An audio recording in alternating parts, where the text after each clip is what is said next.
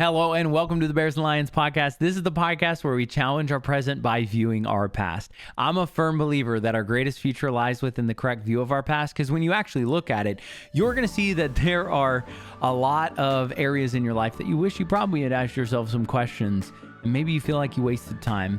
Now, today I came up with 5 questions that I think you should ask yourself right now to step into your future. And I really hope that you enjoy. I loved this conversation, so I'll see you on the other side.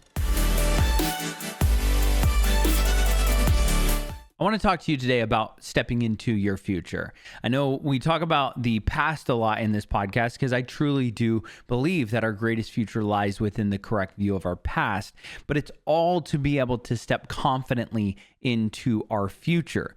And I know in my life, I've gone through different phases and different periods where I didn't feel like I was necessarily going towards things. There was pursuits where I spent years pursuing one thing and ended up not working out. It ended up failing very bad. In fact, some things in my life, I look back on and I'm like, wow, I wonder why I did that, and did I waste time?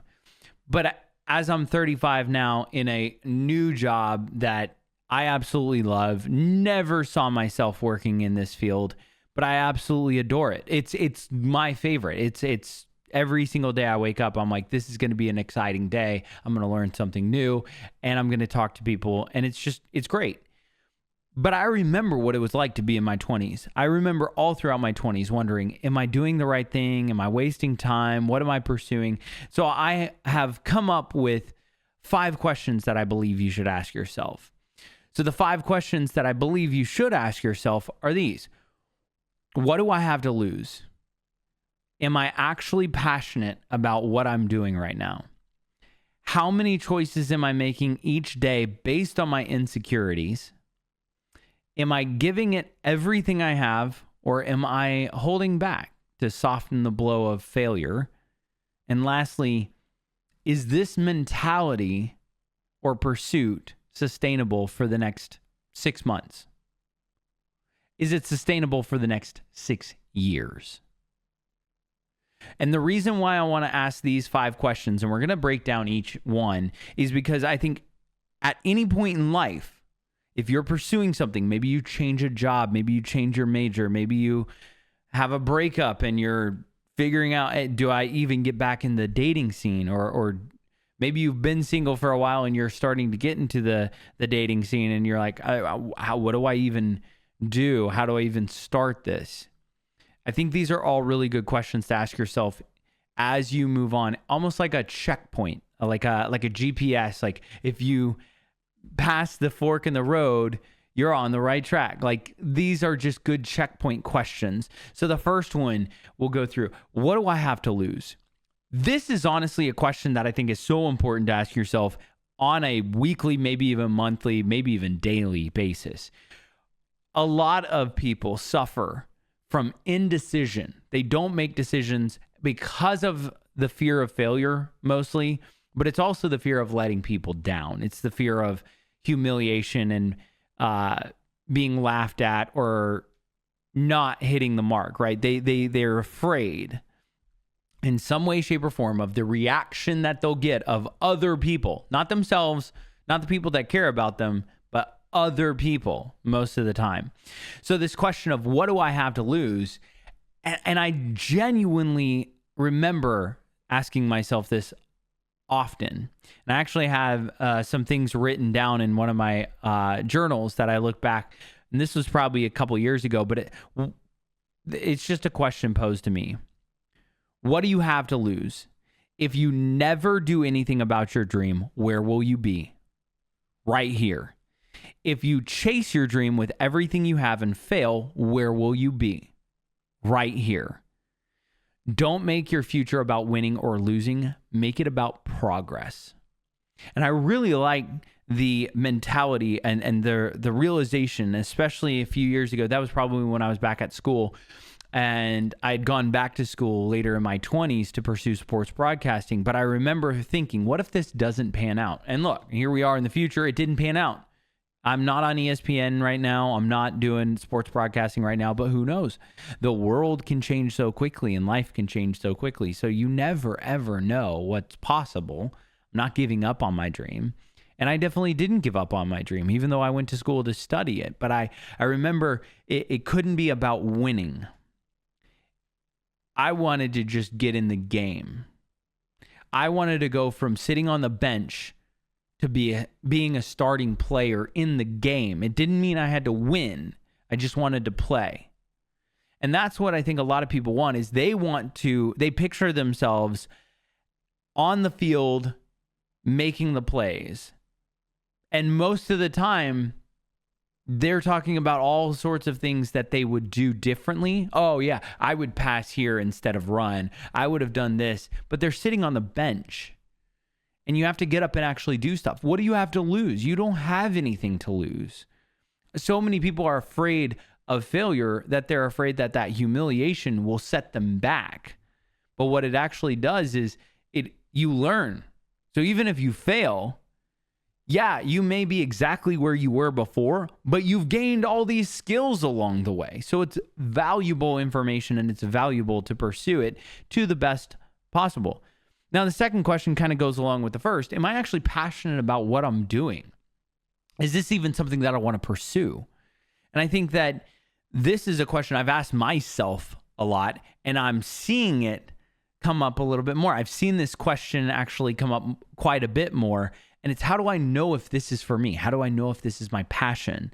Do you want to know how to know if something is your passion or not? You say no to the things you usually say yes to, and you say yes to the same thing consistently. So just look around. What do you say yes to the most? I think you will find so much of your passion is all around you. You have passions all around you, but are you focused on one thing? Do you say yes more to that? So maybe it's working out. Maybe it's hanging with your friends. Maybe you say yes anytime you get, even though you're busy, but you say yes to the boys when they're like, I want to go golfing. Yes, I will move everything to go golfing. Now, does that make it your passion in the sense of you should pursue a career in it? No, probably not. Maybe you're that good. But you're going to be able to tell what your passions are. And maybe your passions need to change. Because maybe you want to go back to school to learn photography or art or cinematography. Or maybe you want to go back to school to become a lawyer or a doctor or a nurse. Whatever that might be, you might realize that I don't have any passion towards that. I'm not making choices towards that at all, and I need to change my passions. So that's how you can determine, oh, I need to start saying no to the things that would distract me from this. Doing this podcast, I have to say no to things. And I love it because it's a passion of mine. I love doing this podcast. And so if somebody says, hey, we're hanging out on this time, and I've already pre-planned being able to prep and record a podcast, I've had to say no before. But I've also had other times when I'm way more passionate about golfing with the boys, where the boys said, hey, we have a tee time and we need a fourth. Are you in? Yeah, it was during my podcast time, but guess what? I bumped that podcast. I said, no, we can record at another time. I am not worried about it. I'm going to go golfing with the boys because I love golf and I love hanging with the boys. There's so much value in that to me. I'm passionate about being able to get out in nature and hang out with people. It's different. It's just different to me. So I think that question is a really good question to ask yourself is, am I actually passionate about what I'm doing? And maybe you're not passionate about what you're doing. Maybe you are passionate about something completely else and you need to start saying yes to it more. And you need to start saying no to other things more. Number 3, how many choices am I making each day based on my insecurities? Insecurities are interesting. They're kind of like belly buttons, right? We all have them. Insecurities can be a great fuel. It's kind of like rocket thrusters that will get the rocket off the ground, but it doesn't have enough fuel to get it out of the atmosphere. It just gets it up. And until you learn how to let go of those rocket thrusters and engage a different fuel source, you're going to find yourself always floating around that first ceiling, and you're never going to reach the highest potential that you think you should, or you should, you're never going to fully reach that potential that you can. I think it's one of the things that I've struggled with is the insecurities that I'm not going to be liked or I'm not going to be successful, but it's all stemmed from the insecurity of I'm going to let somebody down. I'm the middle child of 5, and I love my family, and I'm closer with my siblings and my family than I realize. Sometimes I'll say I'm not as close with them because we don't talk on the phone all the time. But I am really close with them because we spend a lot of time together, especially as children and younger teens. We spend a lot of time together. But one of the things that I grew in being that middle child is this innate feeling of I don't want to let them down. It wasn't that I was afraid of failing for me. I don't care about failure. I'll fail a million times. It was that I didn't want to fail for them. And it is something that as I've grown older and kind of experienced some other things, I realized, wow, I have a deep connection with my family and a deep connection with my siblings. And maybe that's one of the things that the insecurities kind of fester in my brain is I just don't want to let them down. So insecurities can be really difficult to deal with. And it actually, other insecurities of mine where it was like the fear of failure and fear of rejection and other things like that, where it was like, I always wanted to prove people wrong. I had friends, and I've said this on the podcast before, but I had friends that I used to always argue with, and I would always want to prove them wrong. And I loved it. I would even tell them to their face, I love when you say I can't, because then I'll show you that I can. It got me pretty far in areas of my life. It got me probably until I was about 26 years old. It got me fueled. And then that fuel kind of died out and those thrusters were gone. And I realized I was very alone and very frustrated with where I was in life. And I didn't know what to do next. And it wasn't until I engaged a new purpose, that new fuel source of what am I passionate about and what do I actually want to do and what do I want to make choices to do. And I remember when I was about 26, I decided to go back to school for sports broadcasting. And it was a big move. I went from Louisiana all the way up to Virginia in like a course of 2 months, maybe 3 months. But it was a fast switch. Quit a job, moved everything I had, got rid of a bunch of stuff, and just all in, went to school. But there was that portion of time when I was just going off angst of, I will prove you wrong. And it was great fuel. I got a lot of things accomplished. And maybe you have that same insecurity where you want to prove somebody wrong. Maybe it was a parent, maybe it was a friend, maybe it was a previous relationship that failed and an ex that made you feel worthless or just like you couldn't do anything or anything of value. That fuel will get you off the ground. And I think it's good to use that fuel. Use that fuel. If your insecurities are fueling you for a moment, use it. Get off the ground. But eventually you're going to need to engage in that new purpose.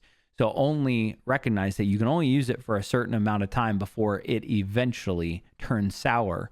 And then you'll start plummeting toward the earth and causing a panic. Insecurities are also difficult because if you're making choices daily, every single day, if you're making multiple choices based on insecurities, those are insecurities where you need to check your fuel source and say, is this something that's going to help me or hurt me? And if you're making multiple choices on one specific insecurity, it may be a sign that you need to seek professional help, or it may be a sign that you need to take a step back. Say, why am I making all these choices? Or is this beneficial? Will this hurt me or help me in the long run? Question number 4, I think, is really good as well, because none of us like to fail. But am I giving it my all, or am I holding back to soften the blow of failure? This is difficult because none of us like to fail, and so we brace for it. I remember when I played football, I never seemed to hurt whenever I would tackle somebody and be all in on it. because I would hit them. I would know what's going on. I was ready. Boom. I only hurt after I braced. I'd run up and then brace. And I wasn't always ready for it. Boom. I'd get hit and then I'd be all jumbled. We do the same thing in life. So am I giving it my all, or am I holding back to soften the blow of failure? I think it's easier to justify why things aren't working out when you're consistently self-sabotaging yourself by holding yourself back. You're holding something back. It's easier to justify things that aren't working out when you're constantly self-sabotaging by holding back. And the reason why I think that this is so powerful is if you give yourself an out, you put 1 foot in the pool, but 1 foot on land. If you put 1 foot out the door and 1 foot stays, you'll always be wondering both questions of what if. What if I put 2 feet in? What if I kept 2 feet out? What if I did the thing? What if I didn't do the thing? And it will cause anxiety over time where you'll consistently question those. And if you just take 2 feet, jump in all the way, you go all the way in. Let's say you fail. Great, but at least I gave it my all and I learned from it. I gained skills from it. It made me better in the long run. Rather than I only put 1 foot in and it didn't really work out. Well, did you try it? Yeah, I tried it. Did you give it your all? Yeah, I gave it my all. No, you didn't. And the reason why I say that is because there have been so many things in my life where I've put 1 foot in and 1 foot out. And then I told everybody around me, oh, I gave it my all. I looked really busy while I did it. I'm so busy and I'm trying so hard. But internally, I knew there was more I could have done. There was so much more I could have done. There were jobs that I had that I knew I could have been a better employee. There was classes that I had in school. Shout out to Dr. Underation. I knew I could have been a much better student. There were so many areas in my life, and there probably are still now, which is why these are good questions to ask now. Are you all in? Or are you holding back to soften the blow? So when you fail, you say, yeah, things just don't work out for me. You didn't try. You tried, but you didn't give it everything. It's the person who puts their foot in the water and you say, oh, how was the pool? Yeah, I went swimming. Why is your foot wet? You're not wet. Your foot's wet. You stepped in. That's not a swim. And I challenge you. Ask yourself, are you all in? Whatever you're pursuing or whatever you want to pursue, be all in. Because what do you have to lose? Back to question 1. And lastly, is this mentality sustainable for the next 6 months? What about the next 6 years? See, I tend to look at my life, and I'm a little bit older now. I mention this all the time, but it's not about age all the time. It's about the perspective that I have in the gaining age of it went by really fast. But I didn't do a lot of things for very long. So there were some things that I pursued, and when it didn't work out after the first few weeks, I gave up on it. We see this all the time. With like New Year's resolutions. I'm gonna do it. Then come March, people are like, I'm busy. It's spring break. I'll get back on it when I get back from spring break. I'll keep doing it later. And then later turns into the next year, and then the next year, and then the next year. And eventually people just never, ever do what they say they're going to do. See, if you want something different in life, then you have to do something different. But that something different has to be sustainable. I've seen countless people go on a 6-week diet and they lose weight in those 6 weeks. They work out for 6 weeks, but then they stop. And in the next 2 weeks, they gain it all back. You have to change your mentality from thinking in days and weeks to thinking in months and even years. And that's something that I've learned from Alex Hormozi. I'm very thankful for it because I actually really love this mentality, and it's helped me so much over the last few months, pretty much the last year. When I started this podcast, we're almost at a year of doing this podcast. When I started the podcast, according to the other podcasters and Alex Hormozi that I listen to, or Chris Williamson with Modern Wisdom, they would always bring up this stat of, in order to be in the top 1% of podcasts, you have to have more than 20 episodes. So 21 episodes. Now I looked it up and I think it's like you're in the top 3% now if you do a weekly episode and you're over 20 episodes. Most podcasts don't make it past episode 20. So that was my goal. I'm going to make it past episode 20. And then I remember I made it past episode 20 and I celebrated. I was like, yeah, we're in the top 5%. Woo! Bollocks, whatever. Doesn't matter. Because now I started thinking, okay, if I make it 20, let's just do this 5 times and we'll make it to 100. And now we're pulling up on 100. And you know what I'm thinking? I'm thinking, what if we get to 500? 500 episodes would be pretty cool. But I'm also thinking what if we make it to 1,000? Like 1,000 episodes. That would be even better. So we're just going to keep going. It has to be sustainable.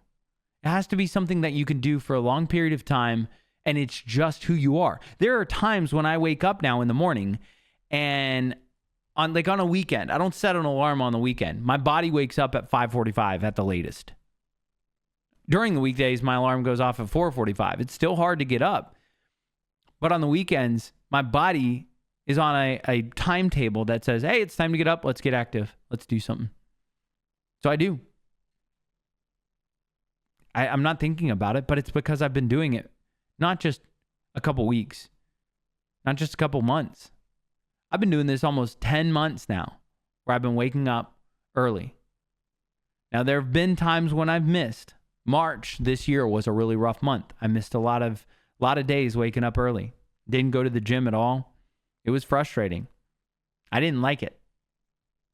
But it was a good good motivation for me to tell myself, hey, we're getting back up on the horse, and we did. And we've been consistent, and we're going to be consistent, and we keep being consistent. And on the days we don't want to, we think in hundreds. It's not going to benefit you to miss today. Just go. Just do it. Do it today. You can miss tomorrow. And then the next day comes, and I'll tell myself, do it today. You can miss tomorrow.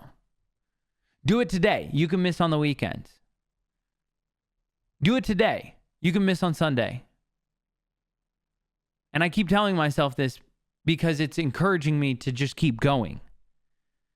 Because I just want to keep going and keep going. And I think in hundreds, not in days. I think what will the gym look like if I keep going consistently for 100 days? How will I feel? Because I'm working on my posture. I'm working on specific muscle groups. I'm working on my lower legs. How will I feel if I'm sleeping better, eating healthier, and working out consistently for 100 days, not just 10? And honestly, it's been one of the best things for me, is because at the end of each of my workouts or at the end of each of the day, I lay down and I'm like, I gave it my all, and I'm excited to do it again. Because we're one step closer to that day 100. And guess what? When day 100 comes, it doesn't mean I quit. When episode 100 comes, it doesn't mean I quit. It means we set a new goal. Okay, we made it 100 days. Let's make it 1,000. That becomes the reality.